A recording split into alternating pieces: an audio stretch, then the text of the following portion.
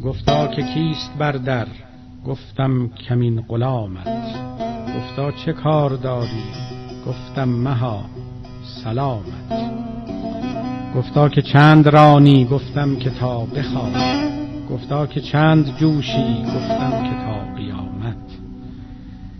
دعوی عشق کردم سوگندها بخوردم، که از عشق یاوه کردم من ملکت و شهامت. گفتا برای دعوی قاضی گواه خواهد. گفتم گواه اشکم زردی رخ علامت. گفتا گواه جرح است تردامن است چشمت. گفتم به فر عدلت عدلند و بی غرامت. گفتا که بود همره؟ گفتم خیالت ای شه. گفتا که خواندت اینجا؟ گفتم که بوی جانت. گفتا چه عزم داری؟ گفتم وفا و یاری. گفتا ز من چه خواهی؟ گفتم که لطف آمد.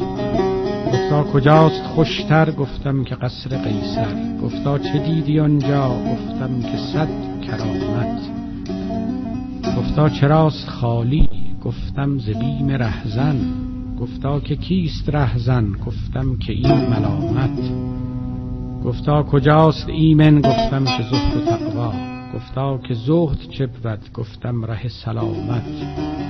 گفتا کجاست آفت؟ گفتم به کوی عشقت. گفتا که چونی آنجا؟ گفتم در استقامت.